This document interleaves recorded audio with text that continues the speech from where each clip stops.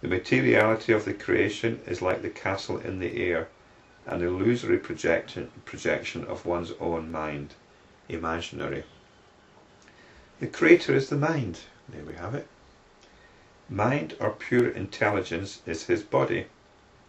Thought is inherent in the mind. The object of perception is inherent in the perceiver. Who has ever discovered a distinction between the two? So the creator is the mind. The creator is not some cosmic entity wandering around in the heavens.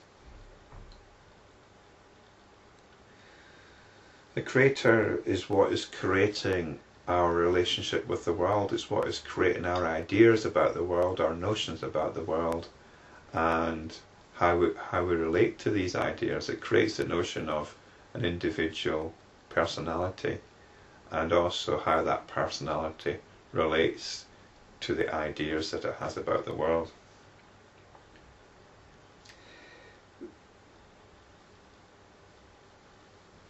And the object of perception is inherent in the perceiver. I covered this recently.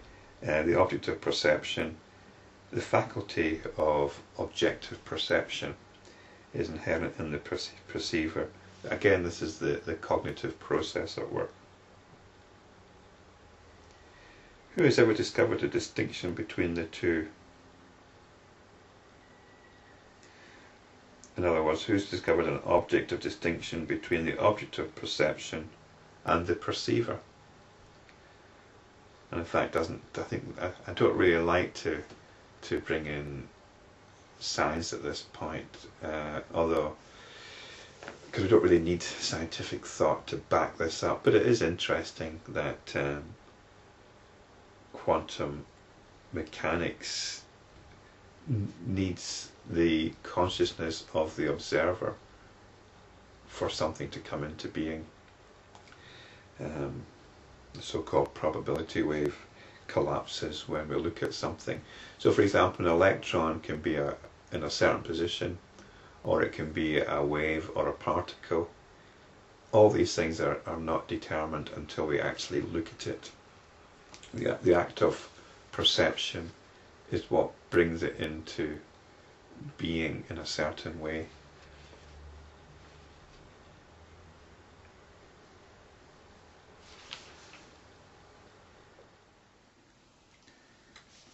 We've got this extraordinary story of the holy man named Akashaji, whose literal name means born of space.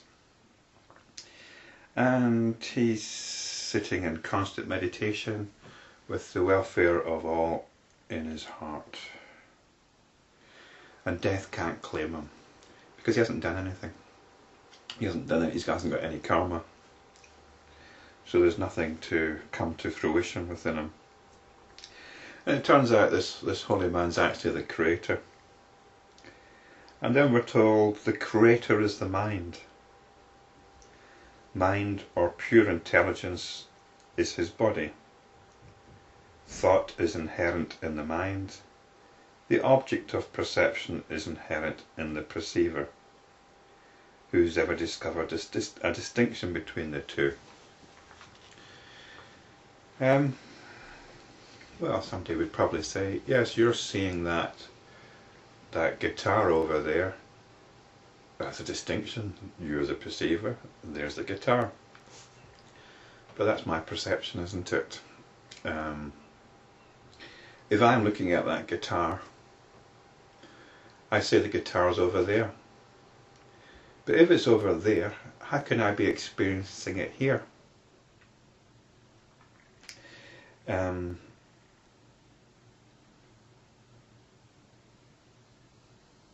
There's something intrinsic of that. There's something intrinsic about that perception in me, the perceiver. Again, it's a bit like the objects of a dream. Isn't there something intrinsic between the objects of a dream and the dreamer? Or even between the person in the dream that's looking at an object in a dream? That's an interesting one, isn't it? If you're in a dream and you're looking at a guitar, what's the relationship between you in the dream and the guitar in the dream?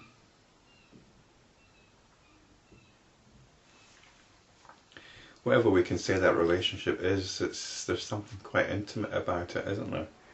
There's something very, both you in the dream and the object you're perceiving in the dream are intricately bound. In fact, to the point that we could say they're non-different even. The object of perception is inherent in the perceiver. Going back, I'm reading this backwards now. Thought is inherent in the mind. It's the nature of the mind to think.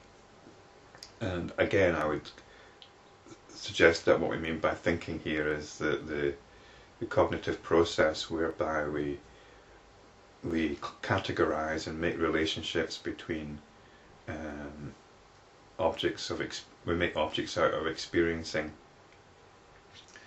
There's experiencing going on. We attach labels to the experiencing. We make them into what we're experiencing into objects of perception, and we create relationships between ourself, or notions of ourself, and these objects. This is the cognitive process. And this is what creation is. Creator is the mind.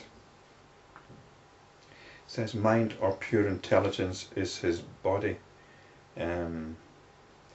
I suppose it's body in the sense of interaction, of engagement.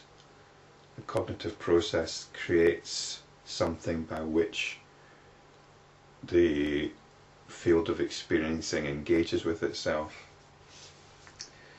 Or it's how the universe engages with itself.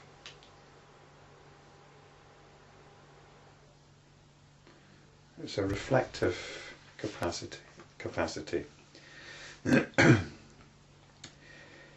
Valmiki said, at this stage the sun sped towards the western hills as if eager to meditate upon the sage's words and to illumine other parts of the earth. The assembly dispersed for prayers. The next morning all the members of the court reassembled as before. So it seems that everything that's happened up to now has happened in one day.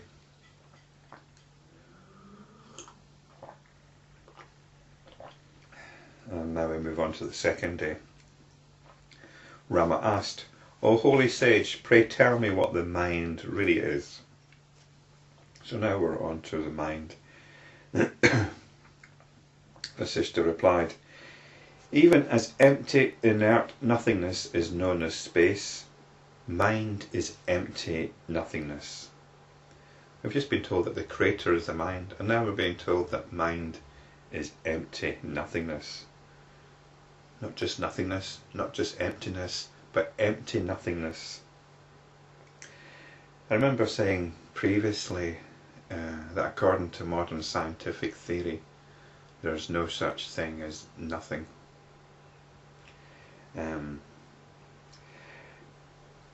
I think we can switch between quite opposite ways of thinking here.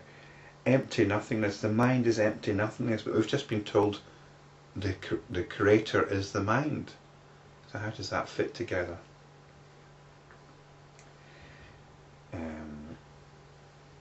In Buddhism they often talk about the void. It conjures up to the Western mind images of cold, empty space. But the void has actually got everything in it. If it's got everything in it, how could it be void? This is the sort of thing we've got to deal with. And it all makes perfect sense, really.